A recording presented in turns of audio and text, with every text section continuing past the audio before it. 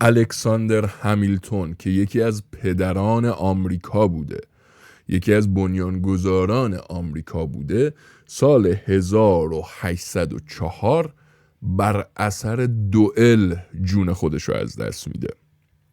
همیلتون یک رقیب سیاسی داشته به اسم آرون بور و این دوتا خیلی با هم رقابت میکردن، دائما حال همدیگر رو میگرفتن، همیشه هم با هم توی جنگ بودن و از اینکه پشت پا به هم بزنن اصلا هیچ ابایی نداشتن.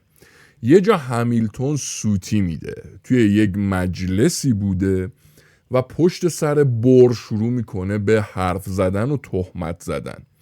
حالا یه پرچونه هم اون وسط پیدا شده، رفته تمام این حرفا رو به بور رسونده و بور به همیلتون پیشنهاد دوئل میده. اصلا فرهنگ دوئل تو آمریکا چطوری بوده؟ اینطوری بوده که یک نفر اگر تهمتی به کسی میزده و اون شخص متوجه میشده، برای اعاده حیثیت میومده میگفته بیا با هم دوئل بکنیم، و اگر اون شخصی که تهمت زده دوئل رو نمیپذیرفته، خیلی سرفکندگی بزرگی بوده و اصلا معنیش این بوده که من دروغ گفتم، چرت و پرت گفتم.